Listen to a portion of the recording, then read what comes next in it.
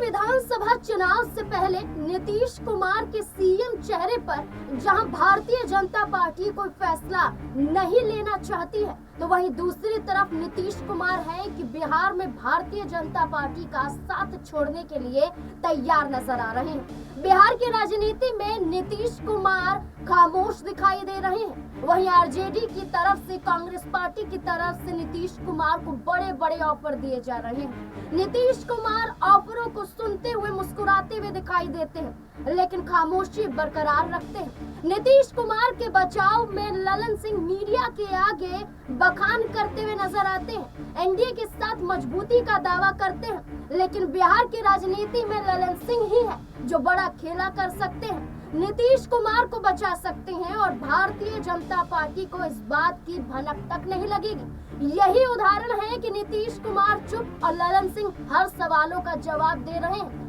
Bharatiya Janata party के प्रति मजबूती को दिखा रहे हैं। यहाँ बिहार में कुछ भी हो सकता है और नीतीश कुमार आरजेडी के साथ हाथ भी मिला सकते हैं और नीतीश कुमार के इस रणनीति का उजागर ना हो पाए, इस रणनीति का खुलासा ना हो पाए, ललन सिंह बचाव के रूप में दिखाई दे रहे हैं।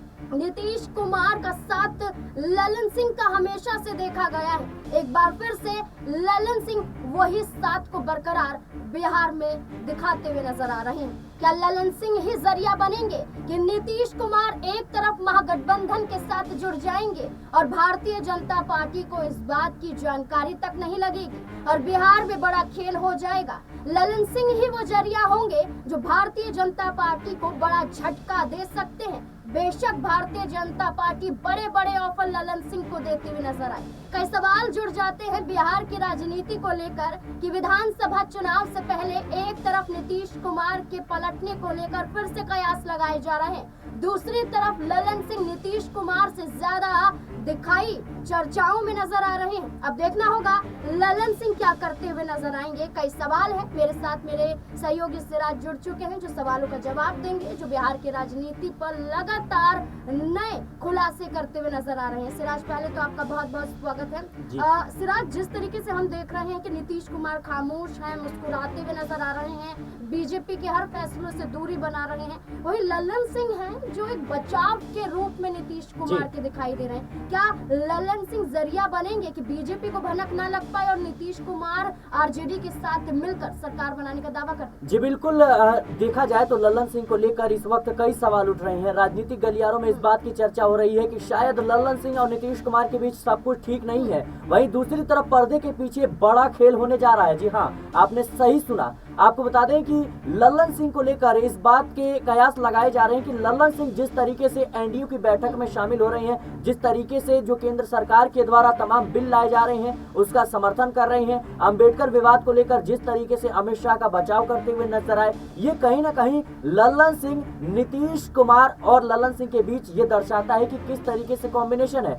जहां एक तरफ देखा जाए तो नीतीश कुमार चुप्पी साधे हुए हैं, वहीं ललन सिंह लगातार भारतीय जनता पार्टी को ये विश्वास दिलाना चाह रहे हैं कि अभी भी जेडीयू उनके साथ मजबूती के साथ कह सकते हैं खड़ी है और ये गठबंधन लंबे वक्त तक चलेगा और जेडीयू और बीजेपी के बीच सब कुछ ठीक है। वहीं देखा जाए नीतीश कुमार को लेकर जिस तरीके से इंडिया गठबंधन से या यूं कहें कि लालू प्रसाद यादव ने भी ऑफर दिया, ये तमाम ऑफर दिए जा रहे हैं और नीतीश कुमार इन ऑफर को सुनते हुए मुस्कुरा रहे हैं। पहले नीतीश कुमार इन ऑफर को देखते हुए कहीं ना कहीं वो चुप्पी तोड़ते थे और स्पष्टीकरण देते थे कि भाई हम अब कहीं नहीं जाने वाले, लेकिन इन दिनों में आप देखेंगे तो नीतीश कुमार इन ऑफर पर कह सकते हैं बोलने से बच रहे हैं। वो दिल्ली रवाना हो जाते हैं जहां पर उनकी मुलाकात बीजेपी के बड़े नेताओं से होनी थी, लेकिन खबरों के मुताबिक बड़े नेता खासतौर पर प्रधानमंत्री नरेंद्र मोदी, गृह मंत्री अमित शाह और बीजेपी के राष्ट्रीय अध्यक्ष जेपी नड्डा, ये तीनों ही नेता उनसे मुलाकात नहीं करते हैं। उसके बाद नीतीश कुमार दिल्ली से खाली हाथ लौट आते हैं। लेकिन नीतीश कुमार खाली हाथ नहीं लौटते, ये भी कहा जा रहा था कि कांग्रेस पार्टी के दिग्गज नेताओं से बिल्कुल बिल्कुल, मैं वही कह रहा हूँ कि नीतीश कुमार आते तो है, भारतीय जनता पार्टी उनको लेकर कोई स्पष्टीकरण नहीं देती है, लेकिन वो पत्रकारों से बातचीत करने से बचते हुए नजर आते हैं। तो इससे आप अंदाजा लगाइए कि पर्दे के पीछे बड़ा खेल हो रहा है। खबरें ये भी चल रही है कि नीतीश कुमार जब दिल्ली गए थे तो उनके साथ जो फोटोग्राफर या फिर पत्रकार जो उनके साथ जाते हैं उनको कह सकते हैं नहीं नहीं जाने दिया गया था। और जाहिर सी बात है वो वहां पर मनमोहन सिंह के जो पूर्व प्रधानमंत्री थे जिनका निधन हो गया, उनके परिवार से मिलने पहुंचे थे। लेकिन खबरों के मुताबिक वहां पर कांग्रेस नेताओं से उनकी बातचीत हुई है, और क्या बातचीत हुई है, किस तरीके से डील हुई है, ये भी कहीं ना कहीं राजनीतिक गलियारों में एक बड़ा सवाल बन जाता है। अब लल्लन सिंह की बात करें तो लल्लन सिंह जिस तरीके से वक्फ संशोधन बिल को लेकर केंद्र सरकार का समर्थन करते हैं, वही देखा जाए तो नीतीश कुमार अगले ही दिन मदरसे निर्माण की घोषणा कर देते हैं। इसके साथ ही जिस तरीके से लल्लन सिंह अंबेडकर विवाद को लेकर अमित शाह का बचाव करते हुए नजर आ रहे हैं, लल्लन सिंह लालू के ऑफर पर कहते हुए नजर आ रहे हैं कि लालू जी कुछ भी कहें, हम तो एनडीए के साथ हैं और एनडीए के साथ बने रहेंगे, हमारे बीच सब कुछ ठीक है। तो आप सोचिए कि जहां एक तरफ नीतीश कुमार पर्दे के पीछे बड़ा खेल करने की तैयारी कर रहे हैं, तो वहीं दूसरी तरफ लल्लन सिंह भारतीय जनता पार्टी की आंख में धूल झोंकने का काम कर रही हैं। लल्लन सिंह भारतीय जनता पार्टी के समर्थन में लगातार नजर आ रहे हैं। और देखिए राजनीतिक गलियारों में इस बात की चर्चा हर जगह हो रही है कि भाई लल्लन सिंह और नीतीश कुमार के बीच सब कुछ ठीक नहीं है, लल्लन सिंह और उनके नीतीश कुमार के बीच दूरियां बढ़ रही है। लेकिन कहीं ना कहीं इसके पीछे की रणनीति समझना काफी ज्यादा कह सकते हैं आवश्यक हो जाता है, क्योंकि लल्लन सिंह वो नेता है जो नीतीश कुमार के साथ लंबे वक्त से बने हुए हैं। और जाहिर सी बात है लल्लन सिंह जेडीयू के अध्यक्ष भी रह चुके हैं। जी, अध्यक्ष जब थे तो लल्लन सिंह नीतीश कुमार के साथ मजबूती के साथ थे।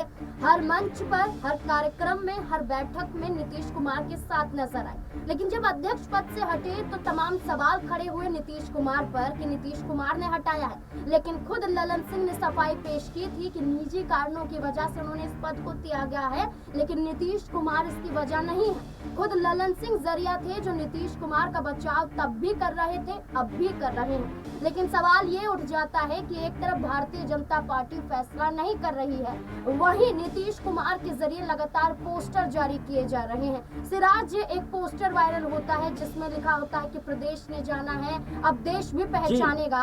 इससे वो भारतीय जनता पार्टी को कहीं ना कहीं चुनौतियां दे रहे हैं कि अगर भारतीय जनता पार्टी ने कोई फैसला नहीं लिया, अमित शाह जो कहते हैं कि संसदीय बोर्ड फैसला करेगा, जहां पहले अमित शाह द्वारा ही कहा गया था कि नीतीश कुमार के नेतृत्व में चुनाव लड़ेंगे, भारत रत्न की मांग कर दी जाती है। तमाम तरीके से नीतीश कुमार को उलझाने की कोशिश की जाती है। क्या नीतीश कुमार का एक पोस्टर भारतीय जनता पार्टी पर भारी पड़ रहा है? जी बिल्कुल नाज़मीन, ये तो मुझे लगता है भारतीय जनता पार्टी के लिए चेतावनी है, क्योंकि देखा जाए तो नीतीश कुमार की बदौलत इस वक्त केंद्र की सत्ता जो है वो टिकी हुई है। और देखिए नीतीश कुमार आएंगे तो उनके साथ और कई जो सहयोगी है वो भी आ सकती है। खास तौर पर चिराग पासवान की बात हो रही है। चिराग पासवान के सहयोगियों पर जिस तरीके से ईडी लगातार शिकंजा कसने की कोशिश कर रही है, इससे चिराग पासवान कहीं ना कहीं आहत हुए हैं। और जाहिर सी बात है नीतीश कुमार जिस तरीके से अभी उनका रुख रहा है और जिस तरीके से उनको लेकर भारतीय जनता पार्टी के नेता बयानबाजी कर रहे हैं, ये दर्शाता है कि कहीं ना कहीं बीजेपी की भी धड़कनें तेज है। जाहिर सी बात है नीतीश कुमार की